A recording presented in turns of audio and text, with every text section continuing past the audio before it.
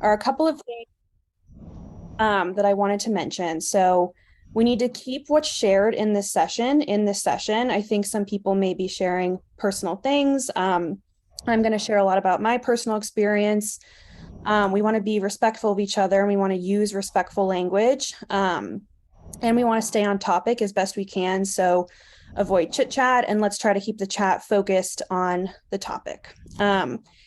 And if you feel like you can't agree to those things, this probably isn't the place for you to be right now, and that's okay. So I'll give you guys a second to think about it. And then if everyone's ready, we can jump right into it. All good? Okay, great. So,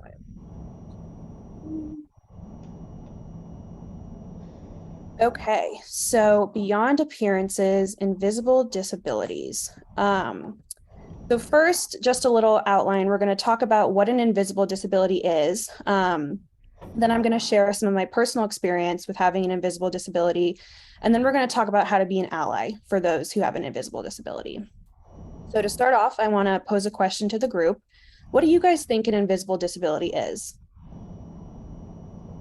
You guys are so small. If anyone in person is raising their hand, I can't see. So feel free to just shout it out. Someone who you can't really see, I guess, on their physical appearance, you can't really notice anything, I guess. I don't know if that's the best way of saying it. No, that's great. Exactly. Anyone else have any thoughts? Yeah, typically they have behaviors associated with them, especially if their needs are not identified or met. Did you say behaviors associated with it? Yeah. Okay, thank you. Anyone on Zoom? Well, I think it's something that really prevents you from functioning in the way perhaps that you want to function. So I would say there's some consistency to it. Mhm. Yeah, exactly. All great answers, guys. Thank you so much. So the definition that I have is an invisible disability is a physical, mental, or neurological condition that is not visible from the outside. So like the program is called, it's beyond the way someone appears. It's beyond their appearance. That can limit or challenge a person's movement, senses, or activities.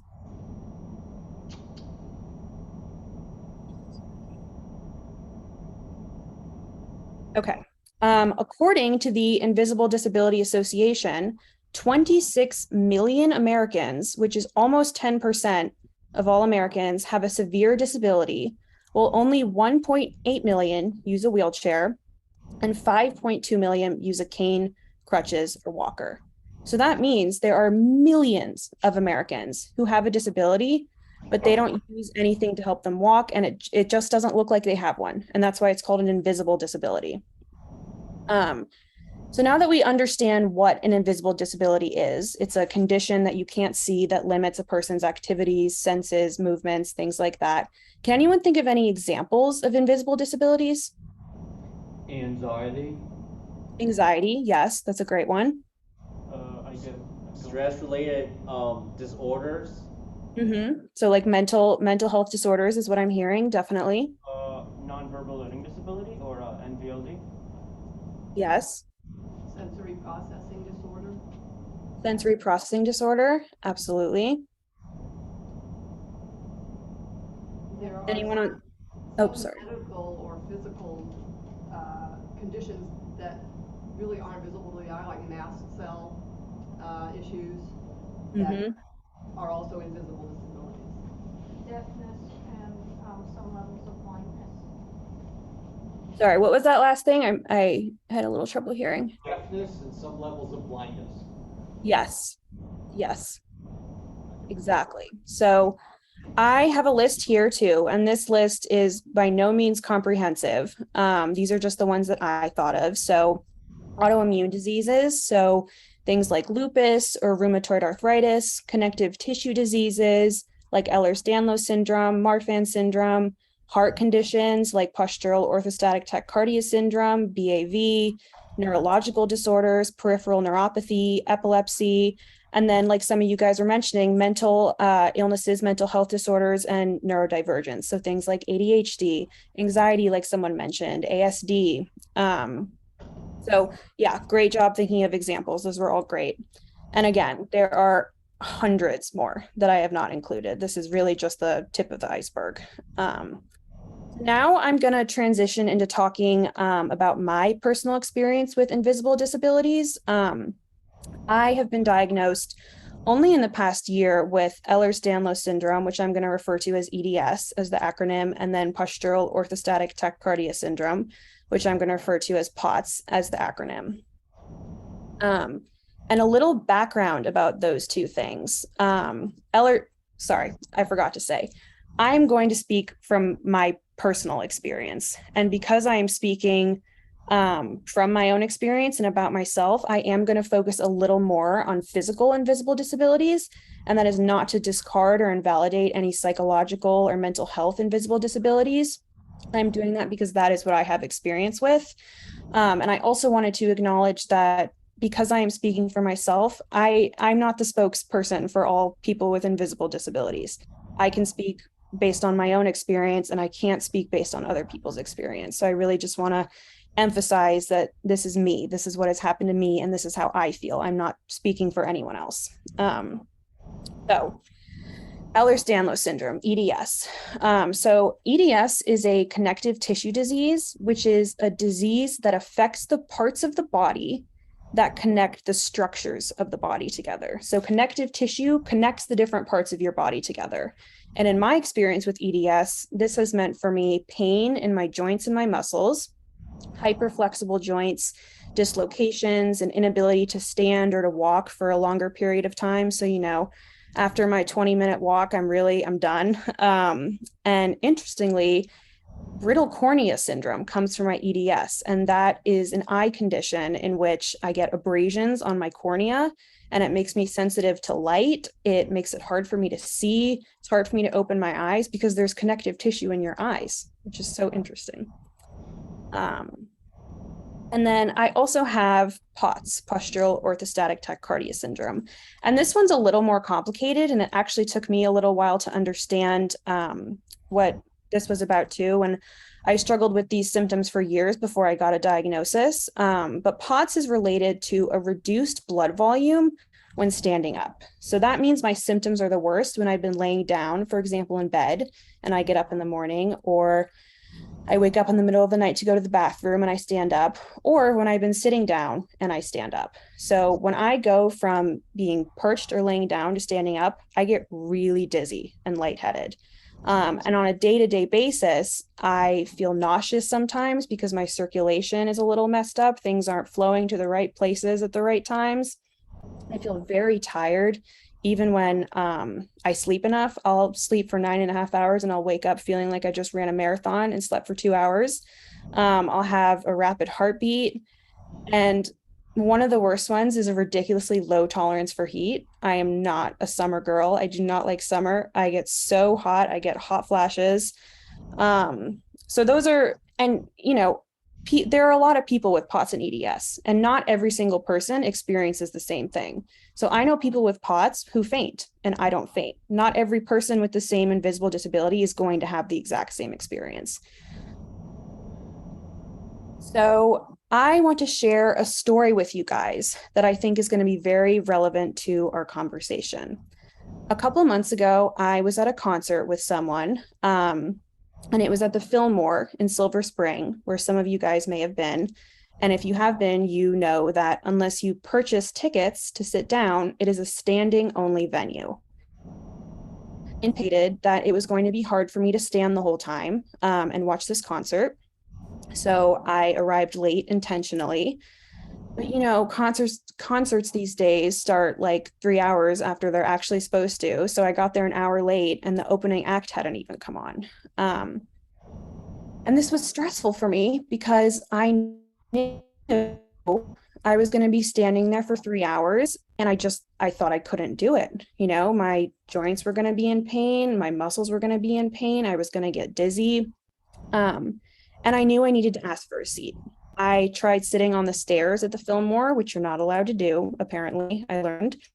And so I mustered up my courage and I asked an employee there, is there somewhere where I can sit? I said, I have EDS and POTS and I need a place to sit. And, he kind of looked at me, like looked me up and down and shrugged me off, like I was completely dismissed. And that was really discouraging because I had built up the courage to ask for what I needed, even though I felt nervous, and I was completely dismissed, completely shrugged off. And it made me feel like I had to leave. It made me feel like I couldn't be there. And so mustered up more courage, went to another employee, and I said again, I have yes, and I have POTS, and I really need a place to sit down, and there's nowhere where I can sit here. And this man was much more responsive and honestly a lot nicer. And he said, go upstairs where the seating is and talk to the hostess and say that you need ADA seating. So I went upstairs, I talked to the hostess. I said, I talked to someone downstairs and I need ADA seating. She didn't ask me any questions. And even though she didn't ask me any questions, I felt like I needed to explain. I felt like I needed to over explain myself. I felt like I needed to, whip out a piece of paper with my whole medical history so she would believe me. But she didn't ask any questions. I didn't end up explaining, and she sat me down in the ADA seating. And there are two important things about that story. The first is I was very, very nervous to ask for a seat. I was very nervous to ask for what I needed because of the way that I appear, because of the way that I look, because my body appears to be entirely able. I felt like I didn't have the right to go ask someone for a place to sit. I was nervous. I was afraid. As much as I wish that I hadn't been afraid to ask, I was. And the second part is when I got to those seats, after I had built up the courage and asked, I felt insecure sitting there. I was sitting with people who were in wheelchairs. I was sitting with people who had crutches. There was a man who I ended up talking to who, had gotten into this car accident and he had this big knee brace. He couldn't even stand up. And I was like sitting there with my totally, able looking body, feeling like I was getting side eye. And, partially this was probably all in my head, but in my mind, I'm thinking these people think I'm a jerk. These people think I'm taking ADA seating and I don't need it. And that, I ridiculously wanted to go up to every person in the seating and say, just so you know, like I have EDS and POTS and I can't stand up, but I wasn't actually going to do that. But like that's where my head was. I felt like I was being a jerk. I felt like other people thought I was being a jerk. But the most important part of that is that I had every right to be in that seating, regardless of how I felt. And that, goes beyond this story, beyond concerts. When I get on public transportation on the metro and I've been on my feet all day and my joints are killing me, I feel like I'm going to snap in half. I have a right to sit in that handicap seat, even though people may give me side eye, like I have that right. I have a disability. And it's really, really, really hard to internalize that when you appear completely able-bodied. So I realize this is a relatively personal question and there's absolutely no pressure for anyone to share. And I don't want to put anyone on the spot, but does anyone want to share any experience they may have with an invisible disability or experience with someone they may know who has an invisible disability, or just any thoughts that they want to share right now? Sure, I mean, I can go and share. Yeah, go ahead. I've been living, well, all my life, yeah, so I've been living with ASD, but my actual diagnosis is NVLD, which is in the ASD umbrella. Thing is that this is such a rare disability that not a lot of people have it, and it affects both boys and girls the same. There isn't like, it's not like, I guess the regular, I don't know what that would mean, but I've been living with it for a while now, and no one, if I don't tell them anything, no one will notice that I have anything. Well, aside if I talk with them, I guess, but they might just think, oh, he might be socially not that great, but that's not because of that I myself am like, oh, I'm not good at talking. No, I'm really good at talking with people, but it's just my disability kind of makes it harder for me to read nonverbal cues. So I wouldn't be able to know if a person is rushing. Like if they're looking at their watch, I might think to myself, oh, they're just checking the time. You know, it doesn't really, it will just, oh, they're just checking their time. They may not even, it not might even click in my brain that, oh, wait a second, they might be rushing somewhere. And I've had these experiences where people would, kind of a good example. There is since I also don't know, like, this also affects my numbers and everything, but with my numbers, I just don't really understand them. That's something I'm working on, but social situations have also affected me, because if there's some social situations, like a good example is when I took this taxi service to go to a volunteering place, and there was an amount of, like, on this taxi service, you have a card and you have a certain amount of money. You put on that card as like a certain amount of money, and I didn't know that my card was out. Instead of the taxi driver saying, "Oh, by the way, sir, your card is out," they tell me in the middle of the ride, "Hey, by the way, you have no money." And to me, it's kind of like, why didn't you tell me in the first place? But I'm also kind of scared and kind of not entirely sure what to do, because in these situations, a person, I guess, without a disability would know exactly what to say, what to do. But for me, it was more of like, okay, so what do I do now? Okay, let me call my parents. Let me figure out how I can go from there. But knowing that, it's hard for me to sometimes react appropriately in a situation, so I just don't react or at all. If there's something weird happening that I'm don't decide what to do, I just shut down, I just stop talking whatsoever, and I'm just sitting there kind of silently allowing it to happen. And it's just something that I've just dealt with, and I've just become used with it, I guess. So it's kind of just me, and I'm just, I don't want to get into any confrontation, so I'm just going to be quiet, even though I know that that may not be the best thing to do. I don't know. I mean, it's just the way I live. I can't really, explain why I do that. It's just, I guess, comfortable. I don't know if that's the best way to explain it. I've also just, socially, it's just also kind of hard, because I don't always catch on to what person means or says. So, like, I may not always understand, I don't know, a joke, or if a person is actually joking or if they're actually serious. And that's a problem, because that makes people feel really awkward. When I'm like, "Are you serious?" and they're like, "No, I was joking." And they sound really awkward saying it, because they're like, in their heads, they're like, did that person really not understand that this was a joke? So this is why I've gone to a point where I just tell people, hey, I have a disability. And it makes me less likely to understand things that other people might have an easier time understanding. I hope I didn't take up a lot of time of other people that could also wanted to talk, but it's just my experience. No, you don't apologize. Thank you so much, Daniel. I really appreciate your willingness to share and open up to us about that. And I like what you said, that you tell people that you have a disability. And because, that's up to you. You can set boundaries and you can say, I do blank because I have a disability, or you don't have to. So it's really cool that you choose to tell people and that you own that. It's feel. Anyone else?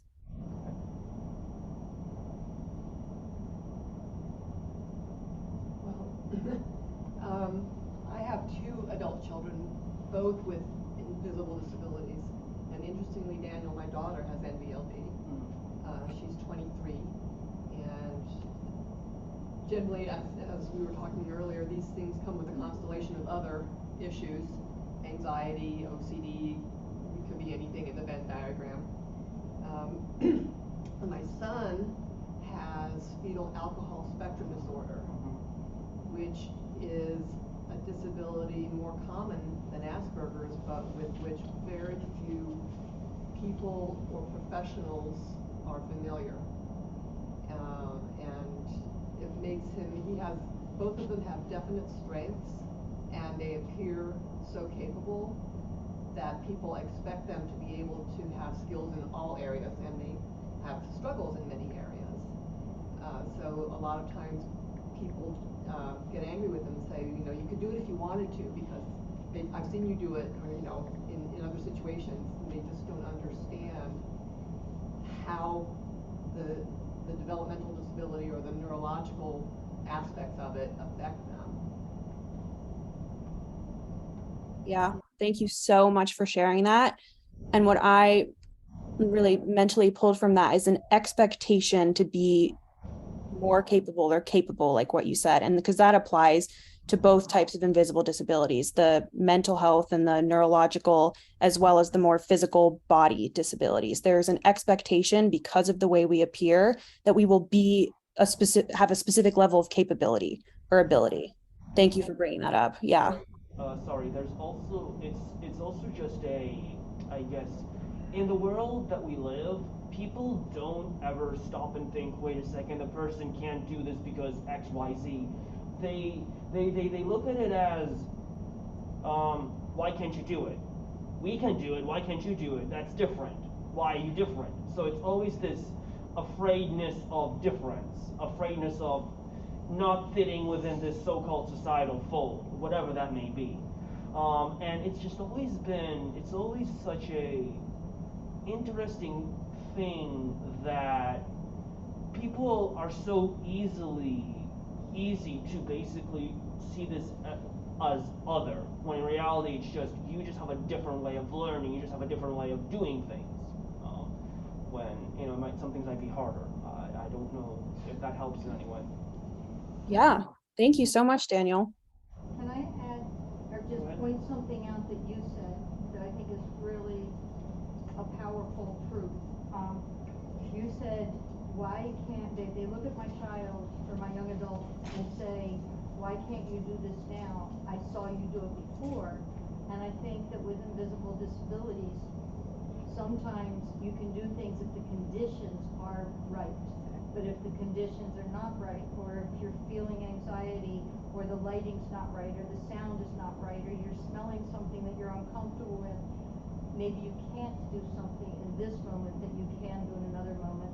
And I think that's something that's really important in education about invisible disabilities. I agree. Yes, absolutely. And I think that can also apply to physical invisible disabilities. You know, like I've been to a concert before and I have stood up for 3 hours. You know, I have days that are better than others. And I had an experience in high school where we went to a music festival and I felt better some days than others. My joints hurt less some days than others. And I got into this huge fight with my friend because we went to a musical artist that she wanted to see. And I said, I can't stand for this. I have to sit down. And she said, well, you stood up for the concert yesterday. And that was so hurtful. I mean, this is exactly what you were saying. As the conditions vary with invisible disabilities, sometimes we'll be able to do things and other times we won't be able to. And that's not just for behavioral or speech or anxiety. I am visually impaired and hearing impaired, and most people don't realize it. And my vision, I can read, I can roll along the street. I can't see faces because of the way my vision is, and I can't see things in certain lighting. And it's kind of like I'm always in a fog. So if the lighting is right, I can see what I'm trying to read or where I'm trying to go, but I have to scan things. And it's embarrassing because I live a very public life, and it's very hard to learn people's names when you can't see their faces. So you get a bunch of names and you're in a room with a bunch of people who really, really matter, and I remember everything about them, but when I see them the next time, until I really get to know them, I don't know their name, which is why I say people's names again and again and again when I see them, so that I can start pairing them. But that's a hard thing. Back to that point is that people say to me, how can you see this but not that? And it really depends on what I'm looking at, what the lighting is, and how complex it is. That makes a difference on whether I can make sense of what I'm seeing or not. Thank you so much for sharing that. Yeah, really, thank you, because I hadn't thought of that. I really appreciate that. And something else that makes me think of is that sometimes there will be two people who have the same invisible disability who will have completely different experiences. I know people with POTS who can work a 40-hour week and have no issue. I have POTS and I can't do that. I'm too tired. Not everyone with the same disability is going to have the same experience. So moving on to our next point, transitioning into being an ally. This I cannot stress enough. And this goes beyond just invisible disabilities into all disabilities and really every aspect of life. We don't want to use the word normal. Can anyone guess why we don't want to use that word? And there's a very specific reason that I did not know until I was researching for this presentation.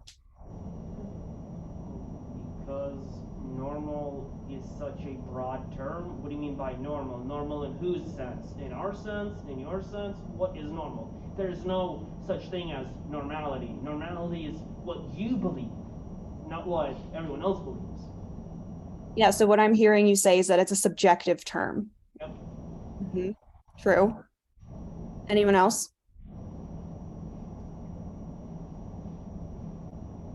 Perhaps people feel shamed if they don't feel as if they are normal.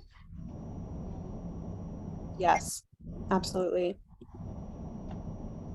I think it also creates like an other, like it's us or them. So it's like discrimination is more likely if you use the word normal versus if you use like people are on a spectrum. Mm-hmm. Yeah. Well, and the opposite, like you'd rather be normal than abnormal. You know, it's like it's kind of on a weird spectrum of what's the opposite of normal. Yeah. Very good point. Well, unless if people said the R word, that's what I learned from Best Buddies when I was in high school and college, and or even we don't want people to say something is very offensive to anybody's, particularly for people with disabilities, and especially everyone in diversities. Yeah. I'm so sorry you had to hear that word from someone. That's terrible. Okay. Any last thoughts on why we should not use the word normal? I mean, I think it's also it's kind of an odd thing, isn't it? Normal. What do you mean, like? It's not something you ever stop and think about. Why normal? You know, why do we use normal? What is normal? It's not even, it's subjective, but it's also just kind of like, if normal is what people want someone else to be, but then that doesn't really fit into their, let's say, you know, culture or something normal in our culture can be seen as not normal in their culture. So it's kind of, it's a hard line to walk on, I think, because this word is so actually vague when you think about it, because there isn't a, you know, is this correct or is that correct? Is that incorrect or this is incorrect? There's nothing. It's just this word that really doesn't help with anything. Yeah. So kind of like what we were saying, the word is very subjective. Yeah. Especially the way we threw it around today. It's also an official standard against which you're going to compare anything, and it's an excuse to exclude. Yes. So that is a great segue into my. For describing the majority of a certain that have a certain characteristic. Sometimes it's just a shorthand. It's not. No one's meaning anything by it. Sorry, I had a little trouble hearing that. Would you mind repeating it? I said sometimes people use the word normal as just a shorthand for trying to describe the characteristic that the majority of the group has. Right? So sometimes it's just as innocent as that.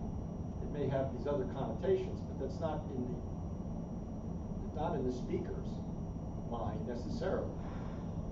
Yeah, that's definitely true, because I'll say something like, you know, the traffic was normal getting to work today. It's the way it usually is. It's the way it commonly is. It's the way it typically is. Or, you know, the weather was normal for a summer day. Again, the way it commonly is, the way it usually is, the way it typically is. The issue with the word normal is while, yes, we do use it in those contexts, the word normal has its origins in medical terminology. So I'm sure all of you have been to the doctor before and gotten, blood work and gotten normal blood work results, gotten a normal white blood cell count, a normal x-ray, a normal CT scan. And because its origins are in this medical terminology, the word normal, the very foundation of the word refers to what is deemed healthy or right or acceptable or good. That is the origin of the word. So the word normal, when we use it to describe people with or without disabilities, suggests this collective sense of normalcy and implies a value system where deviance from that standard or from that normalcy is in some way bad or wrong. And that's the big reason why we don't want to use the word normal. I'm sure there's a lot of other words that we could stay away from. I just don't know of any off the top of my head, but I know that there are, others, I'm sure. Other words to stay away from? Yeah.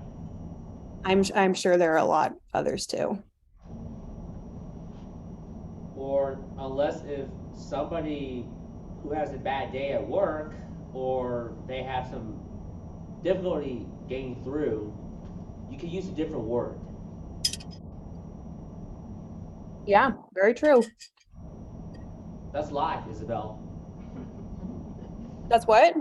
That's life. That's life. Everybody has bad days. Sometimes you think differently. Everybody does have bad days. What is the alternative phrasing To normal? to normal? If you're, in cases where you want to use it. That's a really good question, and I'm not sure I know entirely the correct answer. To be totally honest, I think saying things like I just said, there was a normal amount of traffic. You're not referring to a person or a way a person is. So I think it's fine in those contexts, or the weather was normal. I prefer to use the words common because it is true. More commonly than not, people are not disabled. It is less common to be disabled. Typically, which is another way to say like usually or commonly. So I personally am trying to use the word common more frequently than normal. But it's worth all of us exploring it more because I don't know everything about this. I wish I did, but I don't. And I wish I had researched that a little bit more, honestly. But thank you for asking that. It's a really important question. There's another comment here in person at Main Street. I think Susan, was that you? Oh, yeah. Yeah. In my Oh, sorry. as an advocate, in my experience working with people with disabilities who have been made to feel like they should be normal or aren't normal, what we're really saying is that they want to be successful, not to be normal. They want to be successful, and that's something different for each person, right? You have to accommodate, you have to use your strengths to cope with your disabilities or your shortcomings, and you have to use coping mechanisms to be successful. There's no normal. Very true. Yeah, there is no normal. And then more on being an ally. Call out ableism. Stick up for your friends. Let people know when they're speaking in a way that is ableist. When I was at the concert and I went up to that guy and said, I have a disability and I need to sit down, and he shrugged me off. The person I was with didn't say anything. He didn't stick up for me. He didn't help me. He, I think, unfortunately, also felt insecure that I was asking for help when I appeared normal. And it just kind of bled onto him too. So, and I wish that he had stuck up for me. So sticking up for your friends and calling out ableism is really important. So how would you guys be an ally to a peer with an invisible disability? I have a quick question, Isabel. Can you define for everybody what ableism is? Yes, so it is discrimination based on ability level. So in the same way racism is discrimination based on race, ableism is discrimination based on ability level. So let me ask another question that I don't have in here. What situation, actually, scratch that, never mind. How would you be an ally to a peer with an invisible disability? So if any of you guys were with me at that concert and you saw me get shrugged off by the person I asked for a seat, what would you say? I think that it depends on the sensibilities of the person with the disability and how they want to handle it, because my son has told me, don't you ever play the disability card, Mom, unless I do. And my daughter would probably just not want to have a confrontation. So if I knew someone owned their disability and wanted to be open about it and accepting of it, and I could ask them, do you want me to talk with someone about this? Not just interfere or try to be a hero. Yes, that is such a great point. We don't want to speak for the person who has an invisible disability or any disability at all. I wouldn't have been happy if this person went up to the employee and said something without my permission, without asking me if I wanted him to do that. Exactly what you said. Yes. But in your scenario, your experience, you had already said what your disabilities were to the person, and then the ally could support you in saying that's true, she has this disability, that she's not making something to that effect to support you in what you were claiming, because it's a challenge with invisible disabilities, particularly for people that are involved, like the scenario you talked about. They also have a job to enforce rules of people who are trying to skirt around them. And so they benefit from the evidence of another person. I think David wanted to say something. David, did you have your hand up? Yes, I did. I would be an ally for a person with an invisible disability by giving encouragement. What I mean by giving encouragement, say, giving all your support that you have and more, for example, such as giving him a treat like a cookie or a snack. I would love a cookie or a snack. That's an awesome. I would too. I could go for a cookie right now. Isabel? Yeah. If you had already advocated for yourself, would you have felt comfortable if you had the friend who went to seek out another potential solution kind of while you're having that conversation? So like, I envision myself, I would have probably gone upstairs as soon as I heard him say that and try to see if I could arrange something. And then let you know that, I'm ready for you and there's somewhere here for you to sit. So just to kind of troubleshoot and be that person to help you solve the problem. Yeah, I would have really appreciated that, but you guys are so small in person, I couldn't see, but just like the person in person who said it depends on, that is my experience. That's what I would have wanted. But there are people with other invisible disabilities and disabilities who may not have wanted that, but that would have been helpful for me. Yes. Did you have something to say? Well, so I think there's a situation of being an ally to someone who has an individual disability. And then also there's a situation of being an ally when you didn't know, in advance. So I think if the person has an invisible disability, a great way to be an ally is simply to suggest activities, group activities or whatever that they can participate in. So I'm not going to invite you out on a hike, because oh, we're all going on a hike, come along. It just makes you feel bad. You can't do it. So I would be an ally by identifying other activities we could do together. Yes. Thank you. I want to build on that. In addition to identifying other activities, there's still going to be people like what you said was, I had already identified myself as a person with this specific disability that causes me these specific challenges, and the person did not acknowledge or validate what you were saying. So I don't think like at a concert or on a street or on a bus, we're necessarily, I mean, there's gonna be a group of people that are gonna go, oh, I had no clue, thank you for educating me, I'll be more aware, and then there's gonna be people who are gonna think, she just wants a seat, and everybody else, you know, I'm not gonna let her have it. So, in addition to finding like other activities, also sometimes find another person to talk to, and as an ally, help guide your friend away. If your friend has already spoken up for themselves, you know, I would say, let's go find somebody else that we can talk to. Let's try to do this in a different way, because you can educate, raise awareness, but if people don't want to listen, sometimes it's best to walk away. Yeah. Yeah, that's a really good point. The issue for me, it's more of like, I know I have a disability, but for me, just I don't like confrontation. And even though I would want to speak up, I wouldn't be able to speak up because I am kind of scared to speak up.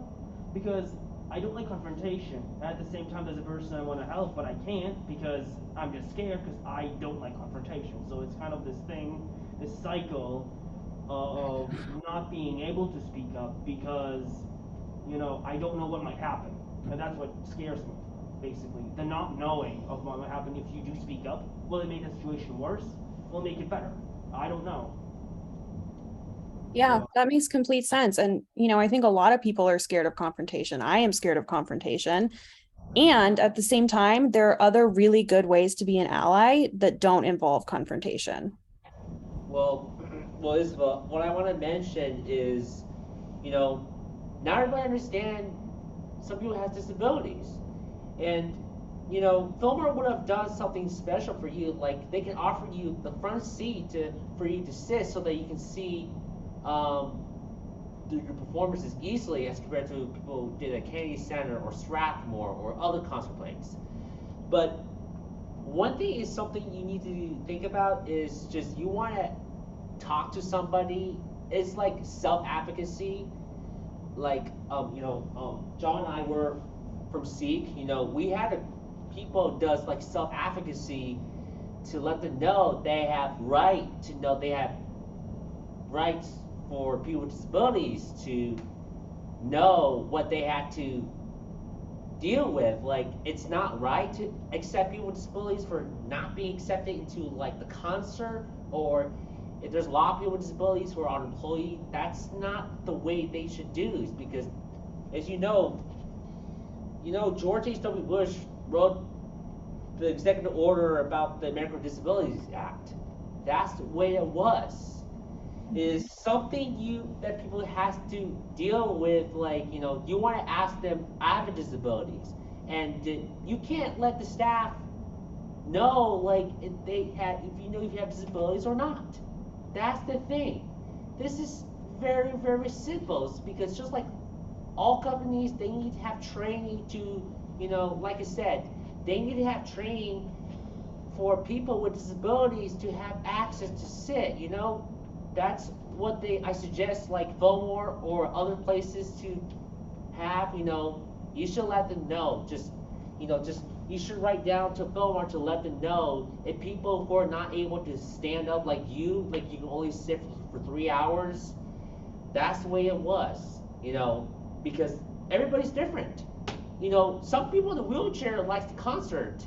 But you have to understand some of the purposes, like why you are not able to stand is because of your differences. That's what you have to think about. Yeah. Thank you so much. Yes. Yeah, you're definitely right. Okay. So, if you weren't paying attention for the entire presentation, that's okay, because I'm about to give you the 3 key takeaways, the things that are the most important that you get out of this. If you have an invisible disability, ask for what you need. And when I first made this presentation, I wrote, don't be afraid to ask for what you need. But then I realized sometimes we are going to be afraid to ask for what we need. I was pretty afraid to ask for what I needed when I was at that concert. And regularly, I am afraid to ask for what I need, but I do it anyway. And so ask for what you need. If someone tells you, Did someone raise their hand? They were cheering you on. Oh. If someone tells you they have a disability, even if you can't see it, respect their needs and their boundaries. And I wish I could tell that to the security guard at the Fillmore who shrugged me off. And then don't make assumptions about a person's ability level based on how they appear. And this is close to impossible. This is so hard because even as someone with an invisible disability, every single day, when I wake up, when I go to work, when I go to Pilates, when I walk on the street, when I do everything, I see people who appear totally able-bodied, and it doesn't even occur to me that they might have a disability. You know, like I assume every person I see who doesn't appear to have a disability doesn't have a disability. It's just we judge. We're human beings. It's the way we work. We make judgments as soon as we see a person. So, you know, it's very hard not to make assumptions, but just keep that in mind. If someone says, you know, I can't go for a walk, maybe they have an invisible disability. And then I wanted to save about 10 minutes for comments or more discussion or any questions you guys have for me. And if no one has anything, we can wrap up early, but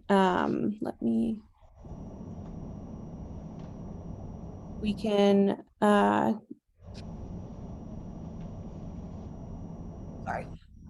comments or questions. Go ahead, David. First of all, I would like to say a big thank you, Isabel, for sharing the importance about invisible disabilities. You have the passion and the courage to share your experience, and I truly appreciate that. And being a member of Main Street, it makes me feel proud to see how many people want to share the experience and want to share the knowledge about an invisible disability. So I commend you for that, doing this program for today. Thank you, Isabel.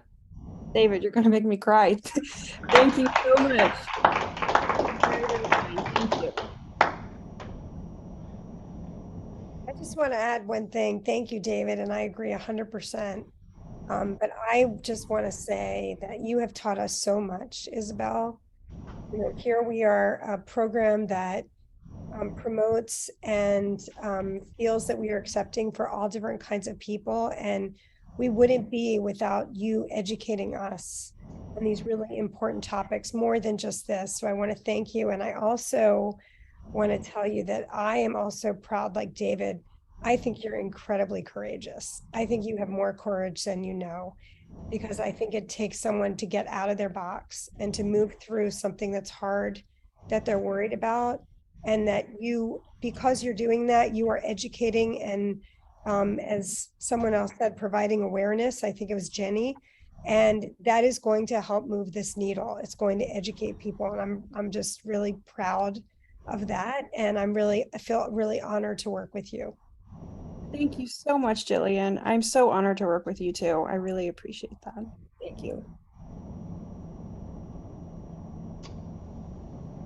I was thinking too, Isabel, about how people who advocate for people with disabilities may end up inadvertently harming people with invisible disabilities, because you see someone in a parking space or a seat for people with disabilities, and you might be thinking, judging them like that should be for the person with a disability, or giving them the side eye because you think you're a good advocate.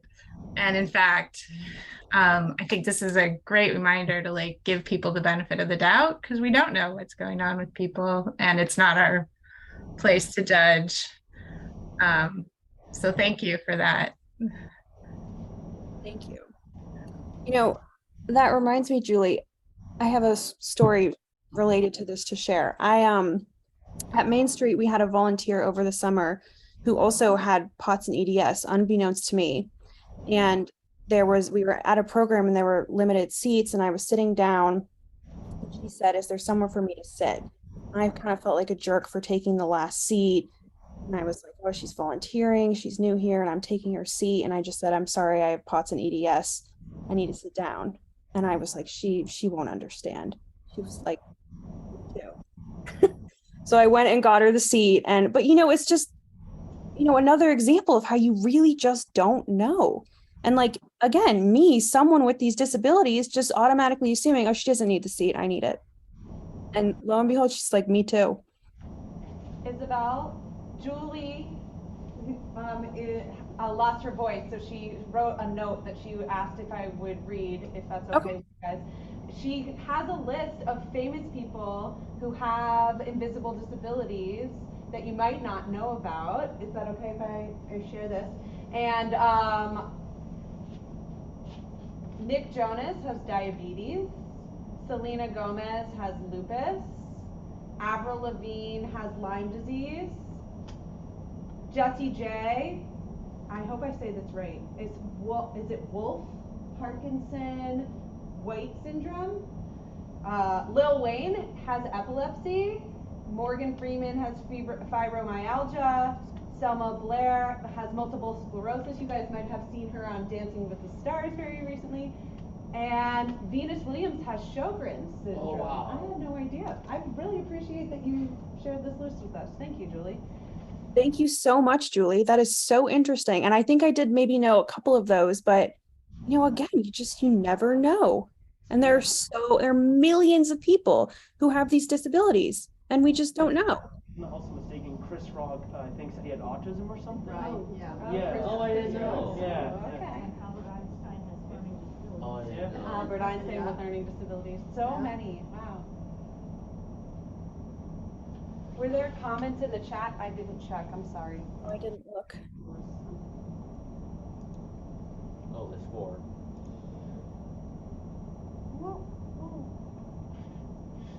Oh, thank you, Sharon. But she popped off. I was going to pop Oh, off. there you are. I was so, like, I was so enthralled. I decided dinner could wait, and Victoria could feed herself. So I didn't want to leave you for a minute because I've been just taken with this whole thing, and I really also am just so honored to work with you. Thank you so much, Sharon. I'm so happy you could come. Well, if no one else has any comments or questions, that's all for me. I so appreciate everyone who came to listen to this. It is a topic I'm so passionate about, and it means so much to me that so many people came. Makes me so happy. So thank you so much. Yeah, sure. Yeah, sure. All right, thank you guys. Bye. Great job. It's for Isabel. Isabel's, oh, she popped off. I'm sorry. Do you want me to, I can share your question with her tomorrow, or you can send her an Maybe email. next time. Okay. Good to see you again. I saw you earlier today. Yeah, when we yeah, were when here I for was the patio with, lunch. I'm actually See everybody. Thank you guys so much. Thank you, Kathy. Enjoy Australia. We miss you. Thank you. Bye. Bye. Bye. Good to see everybody.